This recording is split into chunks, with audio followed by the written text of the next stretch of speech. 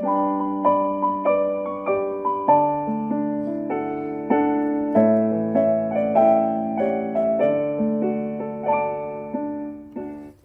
selamat pagi Bapak Ibu Saudara-saudara yang dikasihi oleh Tuhan Yesus Kristus. Berjumpa kembali bersama saya Pendeta Eka di dalam renungan firman Tuhan pada hari ini, hari Jumat 5 November 2021. Sukacita dan damai sejahtera dari Tuhan kiranya terus menyertai hidup kita yang tentunya mendatangkan kebahagiaan buat kita sekalian. Puji nama Tuhan. Sampai pada pembacaan kita hari ini, Nehemia pasal 10, firman Tuhan memberkati kita sekalian. Sebelum kita merenungkan bagian pasal yang kita baca hari ini, kita akan berdoa. Tuhan Bapa di sorga yang kami sembah di dalam Yesus Kristus, kami bersyukur hari yang baru Tuhan percayakan pada kami. Kami mau terus menjalani kehidupan bersama dengan Tuhan, karena bersama dengan Tuhan kami tenang dan kami diberikan keberhasilan dalam menjalani kehidupan ini. Terima kasih Tuhan, kami menyerahkan firman Tuhan yang kami baca, kami renungkan. Kau mampukan untuk kami dapat mengerti, memahami apa yang dimaksudkan. Juga Tuhan menolong kami untuk kami dapat terapkan dalam kehidupan kami. Terpujilah namamu Bapa, demi nama Tuhan Yesus kami berdoa. Haleluya, amin. Bapak Ibu Saudara-saudara yang dikasihi oleh Tuhan, masuk dalam Nehemia pasal yang ke-10. Kita mau belajar bersama-sama bagaimana ada perjanjian yang harus ditaati, yakni mentaati ketetapan dari Tuhan. Wujud nyata hidup menurut kehendak Tuhan adalah melakukan Taurat Tuhan dalam kehidupan sehari-hari. Kalau kita perhatikan di sini, Ezra demikian juga Nehemia mengajarkan umat Allah bagaimana hidup di hadapan Tuhan berkenan dengan berbagai dimensi kehidupan seperti tatanan hari Sabat, ibadah, persembahan, dan juga yang lainnya. Apabila tatanan itu dilakukan sepenuh hati, tentunya akan menjamin keberlangsungan dan kesejahteraan umat, baik secara jasmani juga secara rohani. Seperti apa tatanan yang diajarkan Ezra dan Nehemia dalam pasal 10 ini? Yang pertama, tatanan untuk memisahkan diri dari penduduk asing dan mematuhi hukum Allah agar mereka menjadi bangsa yang kudus bagi Allah. Yang kedua, menjaga kemurnian bangsa yang kudus dan tidak kawin campur dengan penduduk asing. Hal ini sama seperti yang dilakukan pada masa Yosua ketika mereka mulai masuk ke tanah perjanjian dan menduduki daerah-daerah yang telah dijanjikan oleh Tuhan kepada bangsa Israel. Sama, mereka kembali dari pembuangan ke Yerusalem. Mereka harus dijaga kemurniannya sebagai bangsa yang kudus dengan cara tidak kawin campur dengan penduduk asing. Demikian yang ketiga, menjaga kekudusan hari Sabat dengan cara tidak melakukan transaksi pembelian dan juga kekudusan tahun ke-7 dengan larangan menagih hutang. Tatanan ini menjadikan umat kudus pada hari Sabat dan pada tahun perdamaian.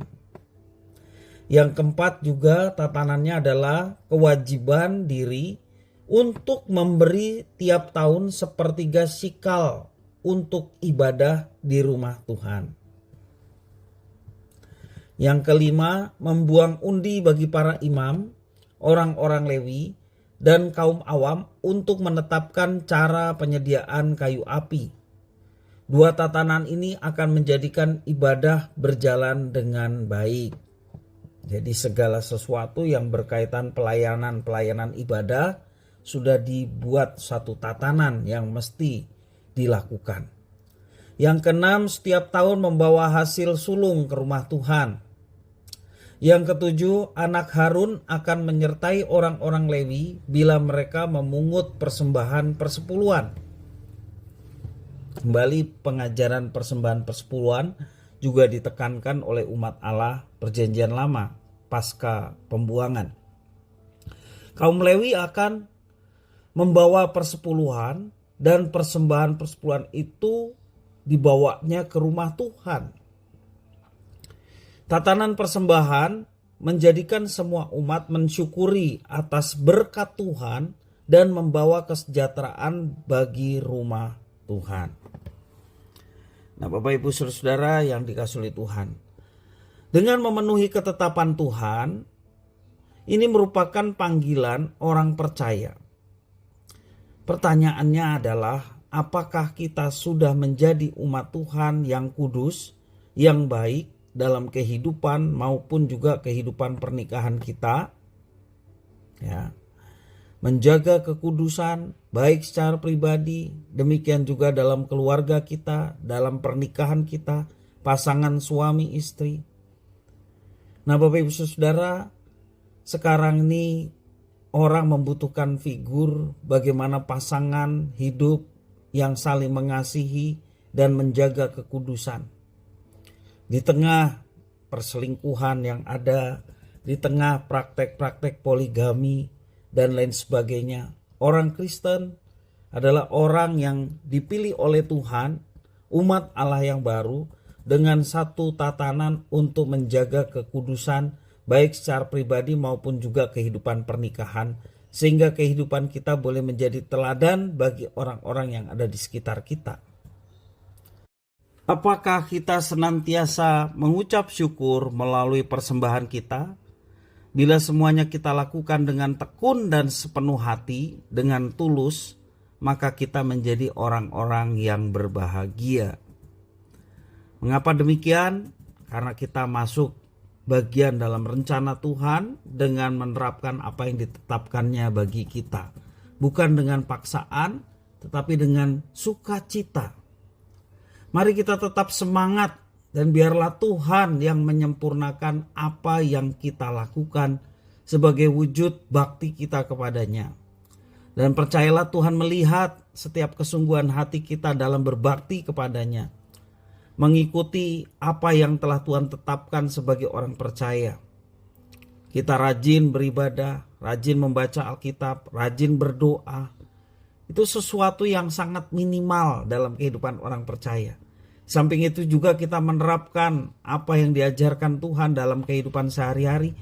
Yang penting kita mau hidup untuk memancarkan terang Kristus dan menjadi berkat bagi sesama. Sehingga melalui kehadiran kita banyak orang yang terberkati.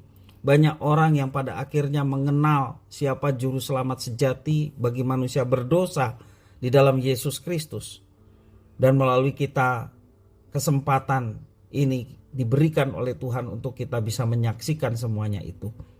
Sehingga banyak orang terberkati melalui pelayanan kita semua.